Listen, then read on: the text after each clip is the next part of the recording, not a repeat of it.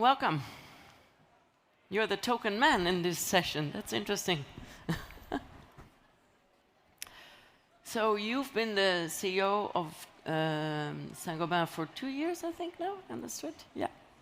And when I was reading through your biography, but also through the mission of the company, it very much connected me to what I was listening to yesterday with Kate Raworth about purpose, because you are very much about, you have 168,000 people that you lead, and you very much feel that you have a collective purpose, because you really want people to feel that you want to make the world a better home.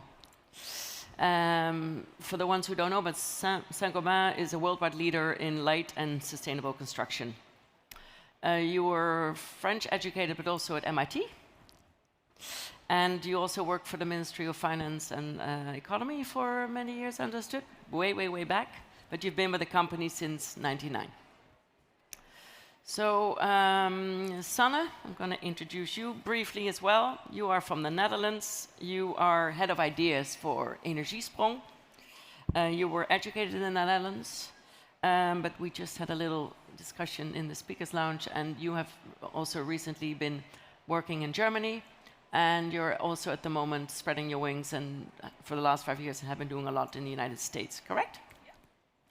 And then Caroline, welcome. Mayor of Dublin and representing the Green Party, dressed in green as well. And from what I read in your bio, you're very much focused on connecting with the youth, that you want to feel that the youth feels represented by you. Well, welcome as well. So, Benoit, I want to start with you. So construction is at the convergence of all contemporary issues, of course, energy, climate, and social. And there's a lot of social, issues with that actually linked to construction as well. What is something that's very dear to your heart and that you feel is also could be a threat to this? And I mean, because I can see it also in the Netherlands right now. We have an enormous shortage of housing. On one hand, we have the war with Ukraine, which has a huge impact on our government.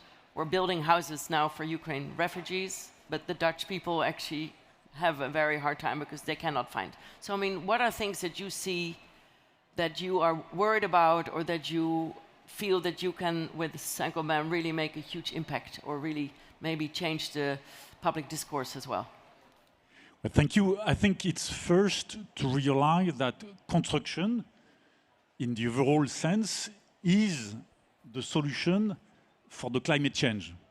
You could say it's the problem because they make construction and buildings 40% of the greenhouse gases, 40% of the solid waste. So that's on the negative from the past. But there are technical solutions which are very good for sustainability. So for me, it's very important to convince that we need to accelerate both for new construction and for renovation. New construction, you could move towards light construction, where you reduce by more than 50% the weight of materials. You move to circular economy, materials that you can recycle. I take glasswood insulation. In Canada, we recycle 85% of the materials. So there are new ways of construction where you can build faster, better, for either the emerging markets, where you have 2 billion population in the next decades, or even in Western Europe, where indeed we lack of the offer in terms of housing. And same on renovation. So right now, we see a bit of a crisis overall in terms of housing, to have decent homes, not only far away in poor countries, but also in Europe. In France, we have 2.3 million of people on the waiting list for social housing.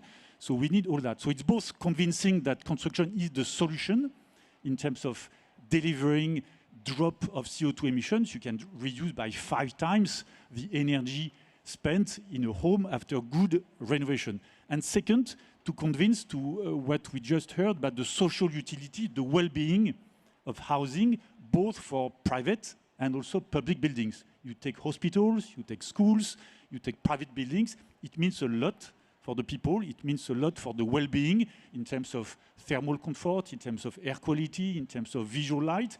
And I think we have to step up in terms of resources, in terms of speed, in terms of means, to accelerate on how construction can be a solution to the crisis of climate, energy, and social.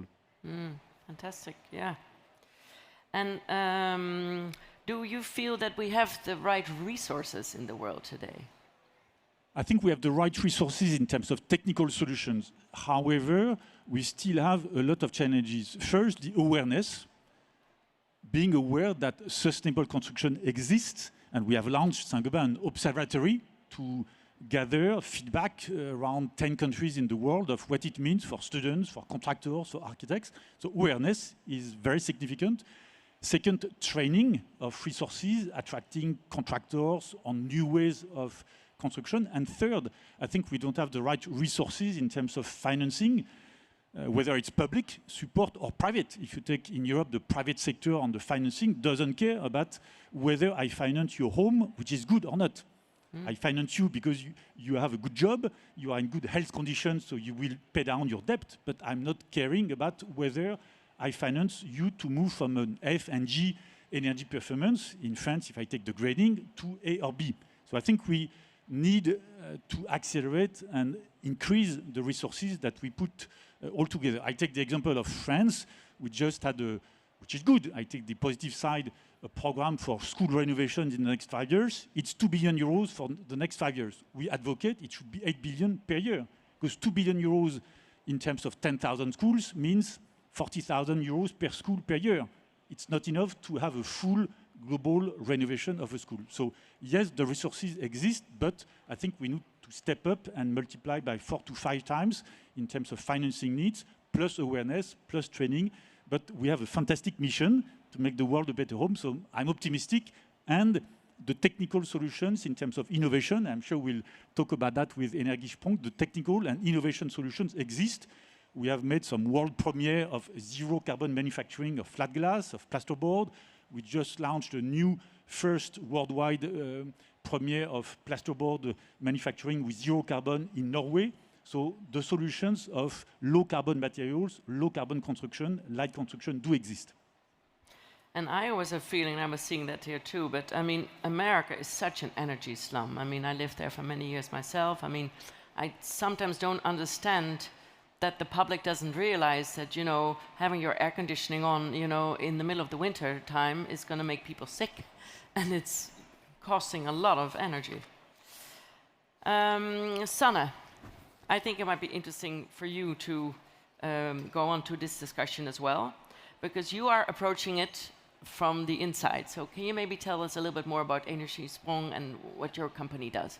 Yeah. Yeah. With Energiesprong, we focus on existing buildings mainly because we think that's the most difficult, because the most of the buildings have already been built and we need to do something with that to transform them into buildings that no longer use fossil fuels. And we want to do it in a way that it's also affordable, which makes it extra difficult. So what we do is we try to transform a building by adding an external facade to the building with installation, with adding a new roof with solar panels and new installation. So it's 3 big components that need to be developed, and we say in factories because we need to scale. So the idea is that you basically scan a building, then that information goes into a factory, and then within 10 days you renovate a whole block. And we focus on social housing organizations because they have a lot of similar housing stock, so it's easier to develop a product for a building that you can, you know, that you can do it like 10,000 times. And so that's why we work with social housing organizations, because we can create that initial market so that it becomes more attractive for big companies like Saint-Gobain to set up factories, maybe to try to develop these solutions. And the social aspect is that we wanted, because social housing, at least in the Netherlands, I think overall in Europe, those buildings are the worst buildings, like they have the highest energy bills, but the people with the lowest income live there. So what we want to do is the people that stay in the building keep paying the same amount as they did before the renovation. So normally you pay like 100 euros on your energy bill and you pay that to your utility company. Now the tenant pays that 100 euros to the housing organization. So with that, the housing organization generates a new income stream, which over 30 years combined with the maintenance budget, should pay for the retrofit.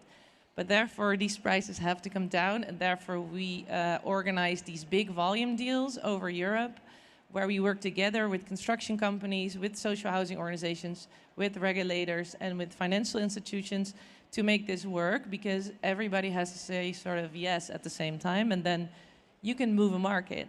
So that's more or less our approach, and we are an independent market development team, so we are in between all of these players trying to make that happen, basically. Amazing. Can you maybe also talk a little bit about the material transition and the social transition? Because we were talking about that backstage.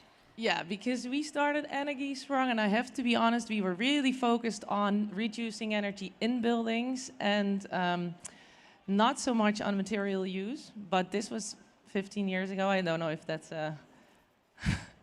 that makes it right, but we now started a new program where we work together with farmers. So, because in the Netherlands we have a big problem, and I was looking for the word in English, but maybe you can help me. Yeah. Stikstof? Carbon dioxide. The? Carbon dioxide. Yeah, monoxide. Exactly. So farmers have to change the way of working. So we thought we need a solution for farmers and we need a solution for builders. So we started looking into materials that we can use for insulation and that they can start growing. So we now have a big program that between farmers, construction, and housing organizations, where farmers are now growing insulation for construction. And this is like the next big program that we're launching. I think it's very interesting. And the social transition you said? Yeah. Social transition. Then there is a social transition that we also focus on. So we work on the energy transition, material transition, and social transition, because I've been working in construction for 10 years now, 15 years, I think. And I think we can say that we've developed a lot of new innovations, technologies, and stuff like this, but often the companies that have to work with it are not really ready for change so much, because the construction sector basically traditionally is very inward looking, not so open, like driven on short-term profit, and is not so diverse. It's pretty hierarchical. So we need to change that to more open organizations with more diversity, with more like servant leadership, and looking at long-term values. So this is another thing that we are trying really hard to change, which is not so easy. So if people here have ideas, you can always come to me. We can see if we can make that work. But this is like the main 3 things that we think are important in this energy transition. Okay, thank you, thank you. Caroline. So you are part of the Green Party, representing the Green Party as Mayor of Dublin, and you are delivering for the climate and the communities and equality. And your party, of course, believes that you must push the climate action to the heart of everything at governments. And your priorities are that you really want to give the young people the voice and rebuilding biodiversity within the capital. Are there any state levels, or I mean, is there like any levels of funding which is made available to households to help them retrofit their homes, for example? Because that's something that Sanne is very special. In the city of Dublin, anyway, I'm the mayor of the Dublin City Council, so I represent the citizens of my city, and we have a retrofit program for all our tenants, so people who rent from the council. A lot of the housing stock is older, and since 2013 we've been retrofitting our homes, and out of our housing stock we've probably retrofitted 79% of them to date. Now the first phase was a lower retrofit program. It was insulation of the attics, the pipes, the tanks. It was pumping the cavity bricks, because our housing was built with cavity blocks, and ventilation in our roofs and walls. That's changed now since 2020, and we've gone on to phase 2, where we add now windows and doors and heat pump system as well. So that's actually brought up the BER rating to probably a B2 at this stage. So the hope is to go back to the very first lot of housing that we retrofit to upgrade them to a higher standard. And in that, the benefits for the homeowner is the reduced energy bills. And we've probably saved in around 74 million euros in energy bills for our tenants due to that retrofit program. Okay. And do you make the decision for those retrofit programs based on geographic areas, or is it more in, you know, individual, like economies of scale? Yeah, it's more the economies of scale, trying to do, you know, blocks of estates at the one time, because it makes sense to have all the construction in the one area. You're not moving stuff around, and it's better for climate not to be chasing up and down the roads. So we try to do it that way, but then that can cause a bit of, you know, oh, why aren't we being done? We're over here, you know. But so we try to do it in blocks and then move to another side so they can see it being done. The hardest part, I suppose, on the retrofit program would be our apartments or the flats, because they're a lot bigger, and not necessarily everybody is a tenant of Dublin City Council, and that can happen in the housing stock as well, that you may have homeowners in between who are private owners. So we're looking at that. We're trying to see, is there a way of overcoming that, because the economy of scales is reduced when you have to, you know, stop and start from a housing estate block.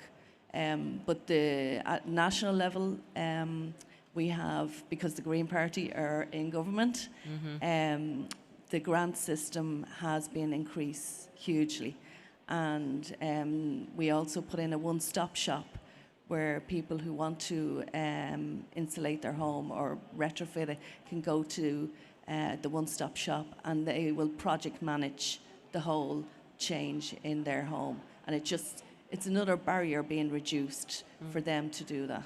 And the more we can get people to take on board doing it themselves, if they have the means to do it, the better for the country and for the environment. Okay, thank you very much. Thank you. So Benoit, I want to go back to you, because when I was reading, preparing, I was reading about the Marshall Plan for renovation. And, you know, I mean, I sometimes think, is sustainable renovation, is it for everyone, or is it for the happy few? That's a question that I actually have to you.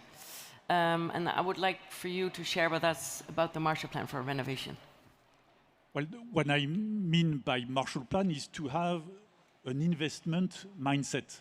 10 years, exactly what you just mentioned. You cannot do it 1 year after the other, drop, stop and go all the time. So it's at least a 10 years vision, and I'm happy that the Prime Minister in France, she said, you know, we have to drop by 50% the CO2 emissions in buildings for the next 8 years. So first, a vision of 10 years, because we need stability, visibility in the overall public support framework environment for all those actions. Second, I think it's very important to dedicate the efforts where it's needed, both for CO2 emissions. If you take the F and G grading of housing in France, they make roughly 20% of the dwellings, but 80% of the emissions. And second, it's more the low-income households. So they have problems to pay the bill or to buy food. That's what we face in France today. So it's obvious that we should dedicate the public support towards the low-income households, where there is also problem of energy efficiency and CO2 emissions. So that's the second parameter. And the third, which is a great example from Dublin, that you cannot do just one step. It's multiple steps to have a global renovation performance. You know, it's not just the roof, it's not just the door or the windows, and you have to have this plan for 5 steps to have a global efficient renovation. So that's what I call a Marshall Plan, and basically taking in France the 5 million of energy slums we have, passoires thermiques, as we call it in French, and take 500 of them every year, so that in 10 years from now, we are done with those F and G places. And second, if we don't do it, based on the new regulation in France, they will go outside. They will go out of the rent market. And we already lack enough housing in France. If you put the F and G out of the rent market because they don't meet the minimum threshold, you increase the problem of housing in France. So when you do all this together, it makes sense to do it in the right order with this vision of 10 years investment, at least, if not 2050, because we have to reach carbon neutrality by 2050. Okay. And the question that I asked before that about sustainable renovation, because in the Netherlands I sometimes feel it's for the happy few. How do you see that? No, actually, in France, a lot has been done for social housing by the Caisse des Dépôts. So it's a public type of financing. So it's more on this action of social housing that we make progress. Why? Because this large pocket of housing, they have the ability to make the return on investment and to dedicate efforts with a long-term vision. For private individuals, it's sometimes a bit more difficult to convince one by one. You have in large cities the condominium. What are the rules? Is it unanimity? Is it majority? And how we get moving on condominium to make sure that the overall building has an effort on energy efficiency. And I think finally, in a lot of countries, the mayors have a big role to play because it will make their city more attractive if it's with good air quality. We heard that about urban well-being. So I think the mayors have to take a stance to say, I take all this area and I try to have a bit of massive renovation to make it more efficient, to lower the cost. So I think the mayor have also a big drive and a big say in terms of tackling a full area of their city. And are you active in Ireland? Yeah, we are active. We are very happy to be active in Ireland. And a lot of the actions that you mentioned, I hope it's coming from Saint-Gobain product, but we are extremely happy to be also with Energiesprong. We started years ago on this envelope of insulation and glass. So yes, there is a lot which is very fascinating and optimistic. There is a lot of innovation. There is a lot of drive within the construction sector. So I think we need to accelerate, but clearly it's moving. We need to step up with teams, with competencies, with a big public framework and investment mindset. But I think it's moving in the right direction. We need to accelerate. Wonderful. Okay. So Sanne, I think a last question for you because we have 3 more minutes. You said you're focusing on a social transition, and you really want to make companies ready for innovation change. How do you do that? Yeah, good question. Because the way we look at social changes, at least the way we look at it in our program now, is that it has like 3 levels basically. So it is me, I need to change something, or I need to feel maybe empowered to speak up or to make mistakes or to fail sometimes and not feel like it was a failure. And then there is the second, that is me and the others. How do I work together? How do we work together? And then it is me and nature, because sometimes we forgot that we are also part of nature. And I think we're now thinking about initiating projects where we look at the decision layers of companies, and we want to change those decision layers, so make them more diverse, but also have people from different backgrounds in schooling or in a different age. And on every one of those topics, we want to change 25% of how it is now, because at like 25% is the social tipping point, and with 25% of change, you can start changing a system. So that's the project that we're now initiating, which is very exciting, I think. Yeah, exciting. Caroline, I think the last question for you. So are there also publicly owned community buildings included in your schemes, and do you have any examples of that? Community halls or? Yeah, we have a number of programs going on. The National Sustainable Energy Programme offers grants to community buildings as well, and the local area, if say a number of houses wanted to get together, they can actually hire a mentor to help them set up a sustainable energy community, which will include their local buildings as well. We've also seen now our bigger churches in the country are either being used for something else and retrofitted and downsized to a smaller church, or in some cases the building was really not even worth renovating. They've knocked them in Finglas, in one area that I am in, and they've actually built a smaller church and then used the land for public housing. And then the schools used to have to apply for planning permission for solar panels. We've changed that now so they don't have that time lag or cost involved in going for planning permission, and they can put on solar panels. And again, they get grants to do that as well, because it makes sense to reduce the energy costs for the school, which impacts national government bills as well.